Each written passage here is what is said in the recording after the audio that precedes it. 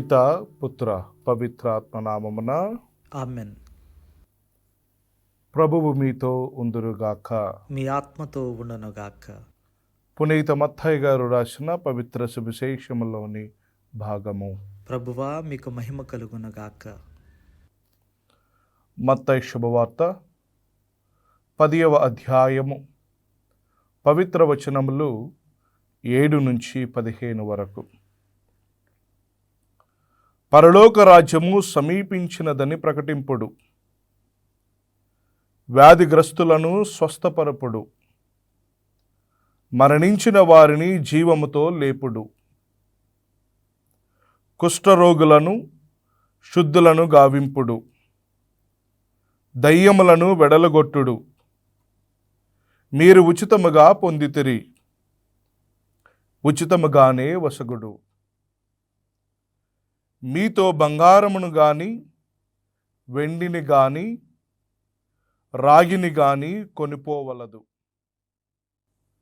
ప్రయాణమునకై సంచిని గాని 2 అంగీలను గాని పాదరక్షములను గాని చేతికర్రను గాని తీసుకొని పోవలదు. ఏలయన పనివాడు తన భత్యమునకు అర్హుడు. ఏ పట్టణము గాని ఏ పల్లెను గాని మీరు ప్రవేశించినప్పుడు అందు యోగ్యుడగు వానిని వెదకికొనుడు. అచట నుండి వెడలిపోవు వరకు వాని ఇంటనే ఉండుడు. మీరొక ఇంటిలోనికి ప్రవేశించినప్పుడు ఆ ఇంటిని దీవింపుడు. ఆ ఇంటివారు యోగ్యులైన మీ దీవెనలను పొందుదురు. లేదేని మీ దీవెనలు మిమ్ము తిరిగి చేరును. ఎవడైనను మిమ్ము ఆహ్వానింపక మీ ప్రసంగములను ఆలకింపనిచో ఆ ఇంటిని గాని పట్టణమును గాని విడిచిపోండు. మీ పాదధూళిని సైతము అచటనే విదిలించిపోండు. తీర్పు దినమున ఆ పురవాసుల గతి కన్నా సొదొమ గొమొర్రా ప్రజల గతియే మెరుగుగా ఉండును అని నేను మీతో నిశ్చయముగా చెప్పుచున్నాను. ఇది క్రీస్తుని సువిశేషము. క్రీస్తువా మీకు స్తుతి కలుగునుగాక. ప్రియ దేవుని బిడ్డలారా, ఈనాటి యొక్క సువిశేష పట్టణంలో క్రీస్తు ప్రభువు ఆయన రాజ్యము గురించి, అంటే పరలోక రాజ్యము గురించి మాట్లాడుతూ ఉన్నాడు. పరలోక రాజ్యము సమీపించినదని ప్రకటించండి అని తన శిష్యులను దేవుడు పంపుతూ ఉన్నాడు. ఈరోజు ప్రపంచం వేగంగా అభివృద్ధి చెందుతుంది. సాంకేతికత పెరిగింది, విజ్ఞానం విస్తరించింది, మనుషులు చంద్రునిపై అడుగు పెడుతూ ఉన్నారు, కృత్రిమ మేధస్సు అంటే AI వరకు చేరుకున్నారు. కానీ ఒక ప్రశ్న మాత్రము ఇంకా మిగిలే ఉంది. అది ఏమిటి అంటే, మనిషి యొక్క జీవితంలో శాంతి సమాధానాలు ఉన్నాయా? మనిషి జీవించినంత కాలము కూడా ప్రియులకు దేవుని బిడ్డలారా, కుటుంబాలలో విభేదాలు, యువతలో నిరాశ, అవినీతి, హింస, వ్యసనాలు, స్వార్థం, ఒంటరితనం, ఇవన్నీ కూడా ఎందుకు పెరుగుతున్నాయి అని మనం ఎప్పుడైనా ఆలోచన చేశామా? మనిషి తన జీవితంలో దేవుని యొక్క రాజ్యాన్ని నేను కోల్పోతూ ఉన్నాను, దానికి గల కారణము ఏమిటి అని ఎప్పుడైనా ఆలోచన చేశామా? మనిషి ఎందుకు దేవుని యొక్క రాజ్యాన్ని కోల్పోతూ ఉన్నాడు అని మనమందరము కూడా ఒకసారి హృదయ పరిశీలన చేసుకోవాలి. అంతకంటే ముందుగా అసలు దేవుని యొక్క రాజ్యము, పరలోక రాజ్యము అంటే ఏమిటి అని ఒకసారి మనము ధ్యానము చేయడానికి ప్రయత్నం చేద్దాం. అందుకనే పునీత పౌలు గారు రాసినటువంటి లేఖలో, రోమీలకు రాసినటువంటి లేఖలో 14వ అధ్యాయము 17వ వచనంలో చక్కనైనటువంటి మాటను చెబుతూ ఉన్నారు. ఏలయనా దేవుని రాజ్యము అనగా తినుట త్రాగుట కాదు, పవిత్రాత్మ యొసుగు నీతి, శాంతి, సంతోషములే అంటూ ఉన్నాడు. ఇది పౌలు గారి యొక్క మాటలలో మనము అందరము కూడా గమనించాలి.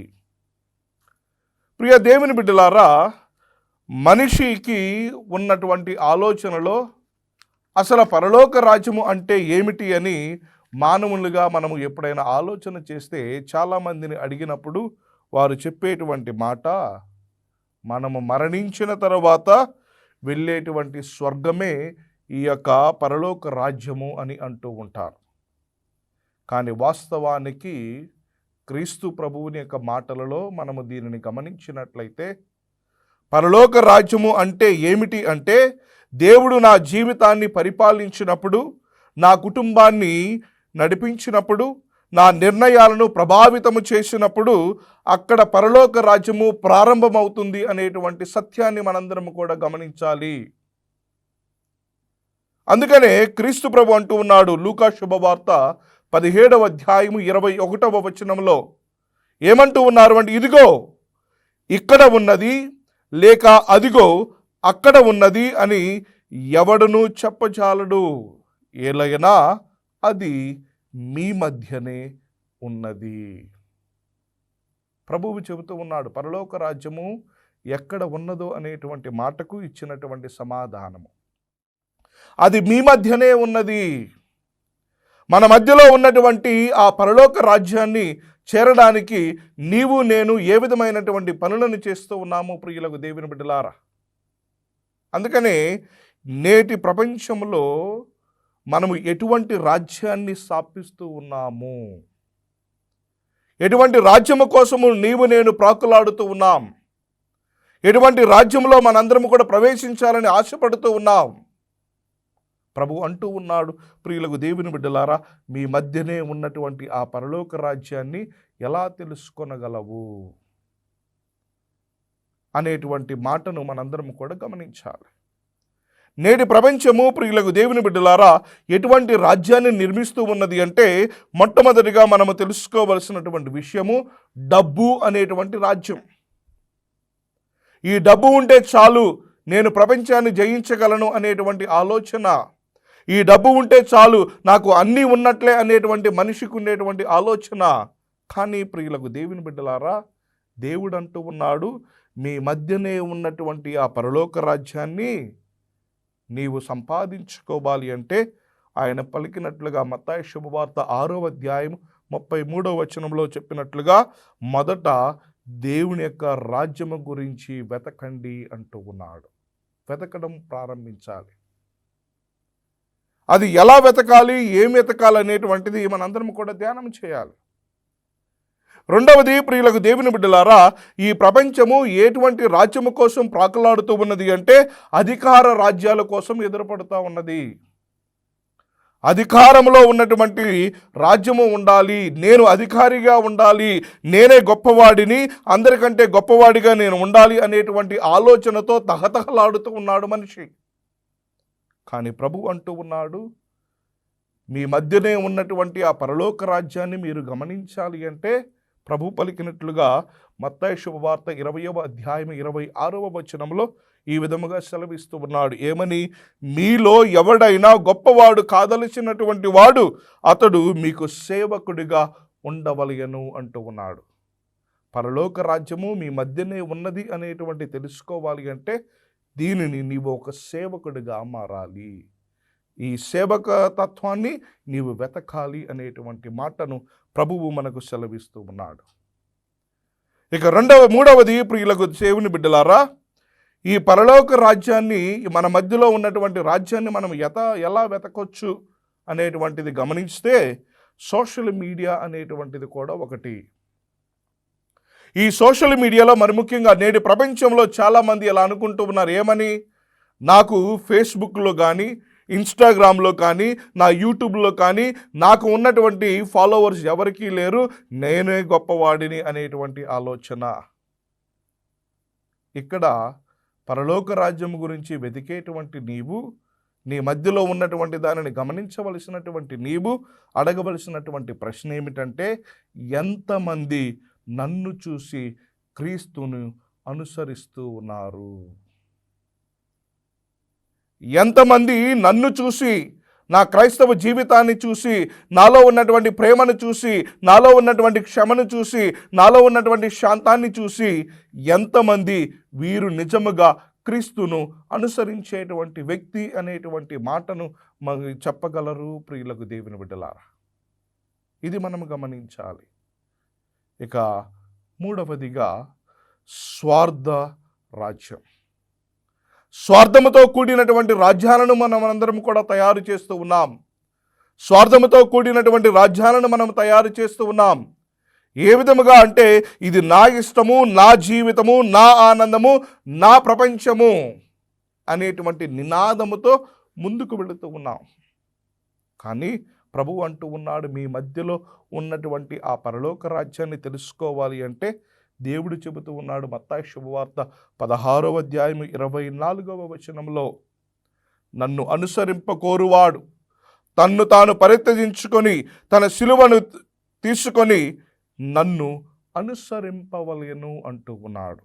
అంటే ఇక్కడ స్వార్థముతో కాదు, నిస్వార్థముతో త్యాగపూరితమైనటువంటి జీవితాన్ని జీవించినప్పుడు పరలోక రాజ్యము ఇక్కడే ఉన్నది, మన మధ్యనే ఉన్నది, మనతో ఉన్నది అనేటువంటి సత్యాన్ని మనందరము కూడా గమనించవచ్చు ప్రియ దేవుని బిడ్డలారా. కాబట్టి ఈరోజు మనందరము కూడా ప్రార్థన చేయవలసినటువంటి విషయము ఇదే. పరలోక రాజ్యము ఎక్కడి నుండి ఎలా వస్తూ ఉన్నదో తెలియదు, కానీ తెలియకపోయినా అది ప్రారంభమవుతూ ఉన్నది. అది ప్రారంభంలో మనందరము కూడా ఉండాలి అంటే మనలో ఉండవలసినటువంటి కొన్ని సుగుణాలను మనము ధ్యానం చేయాలి. వాటిలో ఒక పశ్చాత్తాపం పడినటువంటి హృదయముతో మనము ప్రార్థన చేయాలి. క్షమించేటువంటి కుటుంబాలుగా మన కుటుంబాలు మారాలి. నీతి నిజాయితీ కలిగినటువంటి ఉద్యోగి జీవించినటువంటి విధానము మారాలి.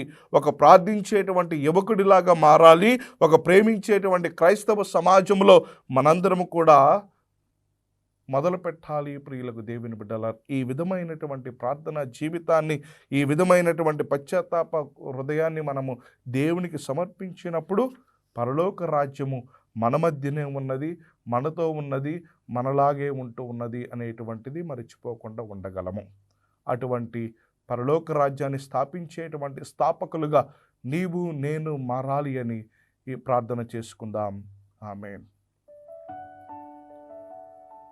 ప్రార్థించుదాము.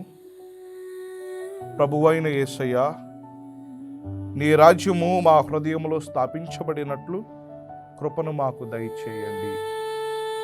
మా కుటుంబాలలో ప్రేమ, మా సమాజంలో న్యాయం, మా యువతలో పవిత్రత, మా దేశంలో శాంతి నెలకొన్నట్లు మమ్మల్ని నీ రాజ్యానికి సాక్షులుగా మార్చండి ప్రభువా. పవిత్రాత్మ ద్వారా మమ్మల్ని నడిపించి నీ చిత్తాన్ని ఈ భూమిపైన నెరవేర్చేటువంటి శిష్యులుగా మమ్మల్ందరిని కూడా తీర్చిదిద్దమని ప్రార్థన చేస్తూ ఉన్నాం. ఆమేన్. ప్రభువు మీతో ఉందురుగాక, మీ ఆత్మతో ఉండునుగాక. సర్వశక్తి గల సర్వేశ్వరుడు పిత, పుత్ర, పవిత్రాత్మ దేవుడు మిమ్మందరిని దీవించి కాచి కాపాడుదురుగాక. ఆమేన్. గుణదల మాత మా ఆశ్రయం, కరుణామయీ నీవే మా జీవనం, విజయవాడ వెలుగై నిలిచినవే మరియమ్మ, నీవే మా ధైర్యం.